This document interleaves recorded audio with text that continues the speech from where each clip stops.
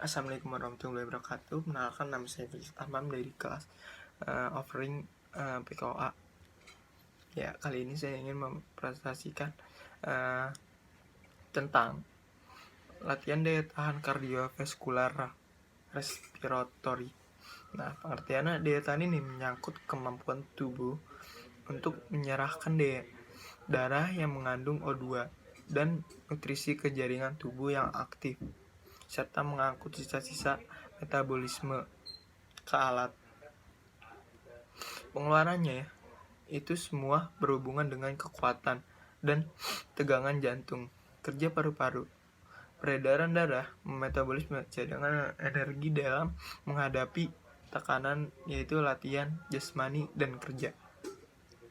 Kualitas daya latihan jantung dan paru-paru dinyatakan dengan VO2 max. Ini banyak oksigen maksimal yang dapat dikonsumsi dalam 1 ml atau kg dan BB atau menit lah. Adapun pola latihan untuk daya tahan paru-paru dan jantung antara lain. Yang pertama sih gerakan yang melibatkan otot-otot besar seperti berjalan dan lari. Yang kedua, gerakan yang kontinu ritmis seperti bersepeda, jogging dengan kecepatan tertentu. Yang ketiga, sifat geraknya aerobik, ya ini gerakan yang dilakukan dengan intensitas sedang dan diukur dengan kenaikan detak jantung latihannya, seperti lari dengan kecepatan sedang. Untuk meningkatkan kebugaran paru-paru dan jantung, maka frekuensi latihannya sebanyak 3-5 kali per minggu dengan intensitas 75-85% lah dari detak jantung normal, dan waktu untuk setiap latihan selama 20-60 menit tanpa berhenti. Latihan daya tahan dalam arti muscle endurance dan circulator respiratory endurance. Latihan antara lain sebagai berikut. Yang latihan pertama yaitu fartlek. Yang pertama, kombinasi antara lari pelan dan lari cepat yang bervariasi tanpa melakukan istirahat, dapat dilakukan di lapangan, sawah atau ladang dan daerah yang berbukit-bukitan. Yang kedua, cross country, lari jarak jauh, lintasi alam terbuka dengan kecepatan tidak terlalu lambat dan tidak juga terlalu cepat. Nah, latihan endurance pada umumnya cardio-respiratory endurance, yaitu latihan yang bertujuan meningkatkan kemampuan seluruh tubuh untuk selalu bergerak dalam tempo sedang sampai cepat yang cukup lama. Contohnya berlari, berenang, dan bersepeda. Daya tahan kardiovaskular merupakan faktor utama dalam kesegaran jasmani. Pengukuran yang penting objektif dilakukan dengan mengukur kemampuan pengambilan denyut jantung maksimal, VO2 maksimal. Nah, terus kan daya tahan kardiovaskular adalah kemampuan seseorang dalam mempergunakan sistem jantung, paru-paru, dan peredaran darahnya secara efektif dan efisien untuk selalu bergerak dalam tempo sedang sampai cepat yang cukup lama. Berikut ini jenis-jenis latihan yang meningkatkan daya tahan kardiovaskular. Yang pertama, jogging. Dua, berjalan. Yang ketiga, bersepeda. Yang keempat, gerak naik turun tangga. Yang kelima, berenang. Yang keenam, senam aerobik. Daya tahan kardiovaskular merupakan faktor utama dalam kesegaran jasmani. Pengukuran yang paling objektif dilakukan dengan mengukur kemampuan pengambilan denyut jantung maksimal. Nah,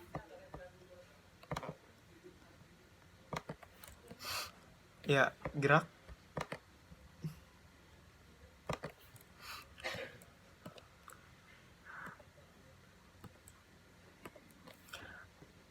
apa itu latihan interval? Nah, latihan interval, dasar dari latihan interval adalah olahraga yang memberikan jeda di sela-sela aktivitas fisik yang dilakukan. Misalnya adalah mengganti kecepatan setiap menit secara berkala. Bahkan latihan angkat berat juga bisa disebut latihan interval karena memiliki awalan dan akhiran yang berkelanjutan. Nah, contoh latihan interval adalah berlari cepat selama 2 menit, ikuti dengan gerak berjalan kaki dalam waktu yang sama. Kemudian aktivitas tersebut diulang selama beberapa kali sampai 10 menit, 20 menit. Selain lari, berenang, bersepeda, berjalan, dan angkat besi juga bisa mengadopsi cara latihan interval. Latihan interval diawali dengan kecepatan atau intensitas gerak tubuh yang tinggi. Namun, kemudian istirahat sejenak sehingga tubuh tidak bisa bekerja pada kondisi yang stabil dan akan terus-terusan berusaha menyelesaikan gerakan. Jadi, latihan interval jelas mampu membakar lebih banyak lemak, menguatkan otot-otot, dan meningkatkan kebugaran kardiovaskuler. Bisa kurus pokoknya deh.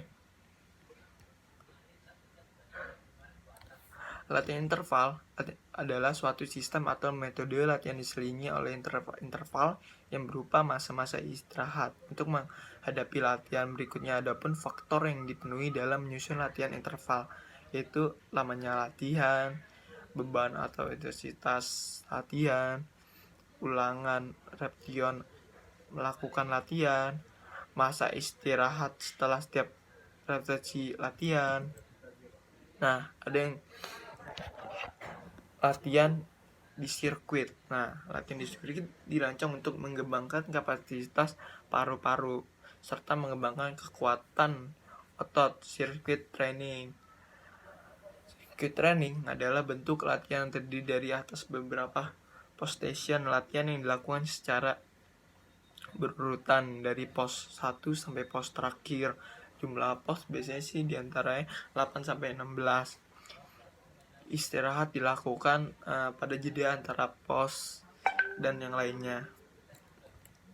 Nah, lari jarak jauh. Lari jarak jauh sebaiknya dilakukan di tempat yang suasana alamnya masih alam sehingga udaranya masih sedikit lah yang alamnya segar kayak gunungan desa-desa gitulah, untuk menjaga keselamatan saat melakukan latihan daya tahan jantung. Perhatikanlah hal berikut. Yang pertama, melakukan pemanasan terlebih dahulu untuk menghindari terjadinya cedera saat berlatih. Yang kedua, carilah tempat yang rata dan tidak banyak berbatu atau berkerikil. Nah, log run. Apa itu log run sih? Secara gampang, log run ini adalah sesi lari terjauh yang kita lakukan setiap minggunya. Oke lah, atau setiap bulan. Kalau siklus latihan larinya saja relatif bagi tiap orang tergantung level latihannya. Ada yang 2 km, ada yang 5 sampai 10 km, ada yang di atas 20 km. Ada juga yang menggunakan waktu sebagai patokan. Jadi katanya kalau sesi lari kita sudah di atas 1 jam, sudah masuk antara 1-3 jam, maka itu sudah termasuk log run. Terserah kita mau pakai yang jarak atau yang jam. Biasanya sih kalau saya yang jarak, lebih prefer pakai acuan jarak sih, karena biasanya dilakukan di weekend. Makanya ada yang menyebut ini weekend ritualnya para runner lah. Malah ada yang juga sampai menyebutnya sirkuit ritual. Ya, sekian dari saya presentasi ini. Mohon maaf kalau ada kurangnya kata, kalau ada kesalahan mohon maaf. Wassalamualaikum warahmatullahi wabarakatuh. Assalamualaikum warahmatullahi wabarakatuh. Perkenalkan, nama saya Bayu Tamam dari PKOA, metode latihan fisik. Ya, kali ini saya ingin mempresentasikan tentang latihan kekuatan. Apa sih latihan kekuatan itu? Latihan kekuatan yaitu suatu komponen kondisi fisik manusia yang diperlukan dalam peningkatan prestasi belajar gerak. Kekuatan merupakan salah satu unsur kondisi fisik yang sangat penting dalam olahraga karena dapat membantu meningkatkan komponen-komponen seperti kecepatan, kelincahan, dan ketepatan. Nah, yang pertama nih ya, meningkatkan kekuatan otot Anda. Jika kekuatan otot Anda semakin meningkat, maka semakin kecil risiko sendi-sendi tubuh Anda mengalami cedera. Hal ini juga membuat Anda mempertahankan fleksibilitas dan keseimbangan tubuh, serta terhindar dari beberapa penyakit tulang dan sendi akibat faktor usia. Nah, yang kedua, menambah stamina. Nah, seiring dengan bertambahnya kekuatan otot, maka begitu juga dengan stamina Anda. Dengan melatih kekuatan Anda tidak akan mudah lelah dalam latihan Anda, sehingga Anda dapat melakukan aktivitas Anda dengan maksimal. Yang ketiga nih, menyehatkan jantung. Memiliki otot yang kuat dapat menjaga kesehatan organ dalam tubuh, ini jantung. Hal ini dikarenakan untuk mendapatkan kualitas otot yang baik dan kuat, tidak perlu melakukan olahraga. Dengan melakukan olahraga tersebut, otomatis berefek pada kesehatan jantung Anda. Yang keempat, meningkatkan kepadatan tulang. Banyak cara untuk menambah kepadatan tulang, di antaranya dengan melakukan olahraga dan melakukan latihan beban. Untuk itu, dengan melakukan latihan kekuatan. Nah, yang kelima, menjaga tubuh tetap ideal. Nah, selain menambah kekuatan otot dan minimalisir risiko cedera, strength training dapat membakar lemak yang berimbas pada penurunan berat badan Anda. Ada 2 cara pembakaran lemak dalam strength training. Pertama, membantu Anda mempertahankan otot yang Anda miliki saat Anda memakan makanan yang rendah kalori, sehingga dapat menurunkan berat badan. Kedua, dengan berlatih strength training, asupan oksigen ke dalam tubuh akan lebih besar daripada latihan aerobik. Saat Anda selesai berlatih dan tubuh melakukan recovery, tubuh juga membutuhkan banyak energi. Dan beberapa penelitian dapat membuktikan bahwa hal ini tersebut dapat meningkatkan metabolisme tubuh hingga 38 jam ke depan setelah Anda selesai latihan lah. Yang keenam, menghilangkan stres dan membuat istirahat Anda berkualitas. Dengan melakukan latihan kekuatan tubuh, Anda akan lebih terasa segar, kayak lebih strong gitu, karena stamina juga bertambah. Hal ini juga dapat mengatasi stres yang dialami oleh tubuh. Selain itu, dengan melakukan strength training, istirahat Anda lebih berkualitas dan terhindar dari insomnia tuh yang sering begadang tuh. Macam-macam untuk latihan kekuatan. Berbagai upaya dilakukan untuk meningkatkan keterampilan olahraga dan peliharaan kesegaran jasmani. Sedangkan bentuk latihan yang sedang berkembang dan sering latihan beban weight training yang menggunakan alat dan body weight training yang tidak menggunakan alat latihan ini sambil meningkatkan daya ledak otot dan kekuatan otot, juga mempertinggi daya tahan otot dan menjaga kondisi fisik lainnya. Itu yang pertama, latihan beban. Weight training adalah latihan-latihan yang dilakukan terhadap penghalangan atau tahanan untuk meningkatkan kualitas kerja dari otot-otot yang sedang dilatih pada seseorang yang berlatih untuk meningkatkan kebugaran. Bila latihan beban dilakukan secara teratur dan disertai kebiasaan makan yang baik, berbagai sistem tubuh akan berubah secara positif. Otot-otot akan menjadi kuat dan dapat memikul kerja yang lebih besar dan akan memperlihatkan berkurangnya rasa lelah dengan bertambahnya setiap masa latihan. Nah, 4 prinsip nih latihan weight training. Yang pertama, prinsip beban berlebih, overload prescribes. Pertama, kekuatan otot akan lebih efektif bila diberikan beban sedikit di atas kemampuannya. Hal ini bertujuan untuk mengadaptasikan fungsional tubuh sehingga dapat meningkatkan kekuatan otot.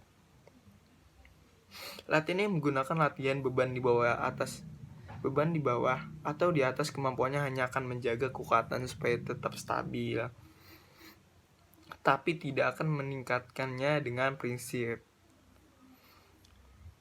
beban berlebih ini. Maka di kelompok otot akan berkembang kekuatan secara efektif. Peningkatan beban yang dilakukan haruslah lebih berat dari latihan sebelumnya pada batas ambang rangsang kepekaannya. Yang kedua, prinsip peningkatan secara bertahap, yaitu progressive principle. Bila atlet telah kuat, beban yang berat akan terasa ringan. Beban terhadap otot yang bekerja harus ditambah secara bertahap selama pelaksanaan program latihan beban yang menjadi dasar. Kapan beban itu ditambah adalah dengan menghitung jumlah register angkatan yang dapat dilakukan sebelum datangnya kelelahan. Nah, contohnya atlet pada mulai mengangkat beban 80 pound sebanyak 8 kali. Setelah atlet dapat mengangkat beban tersebut sebanyak 8 kali tanpa mengalami kelelahan yang berarti, itulah saat yang tepat untuk menaikkan beban atlet. Jadi lebih naiklah. Oke. Yang ketiga nih ya, prinsip pengaturan latihan. Program latihan beban harus dibuat dengan baik agar kelompok otot besar dapat dilatih terlebih dahulu sebelum melatih kelompok otot yang kecil. Sebab kelompok otot kecil lebih cepat lah dibanding dengan kelompok otot besar. Contohnya nih, melatih kelompok otot tangkai dan pinggang terlebih dahulu sebelum melatih otot lengan. Membuat program latihan harus diatur agar otot yang sama tidak dilatih secara berturut-turut dengan dua jenis latihan yang berbeda. Yang keempat, prinsip kekuatan. Membuat program latihan beban harus didesain secara khusus, yaitu dengan mengikuti pola keterampilan gerak yang spesifik. Perkembangan daya tahan otot akan diikuti dengan pola gerakan lah. Nah,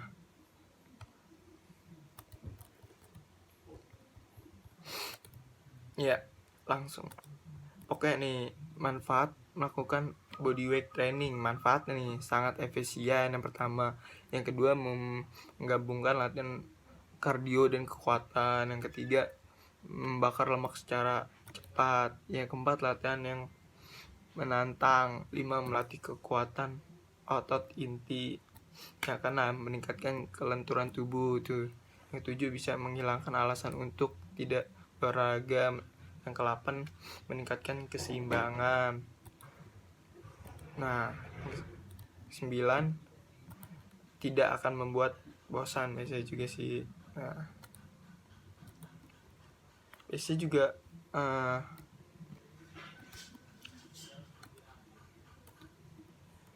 otot-otot yang terlibat biasanya juga terutama biasanya itu dengan utama transbrachii, sekunder, atrial dendrit, atrial deltoid, pectoralis major. Guna mendapatkan hasil yang maksimal, tentu Anda perlu melakukan gerakan push up tuh. Tepat, jangan sampai melakukan kesalahan mengangkat bagian atas tubuh dengan menggunakan otot perut. Ya, sekian aja dari saya, Fajil Tamam. Maaf kalau ada salah kata atau kurangnya lebih.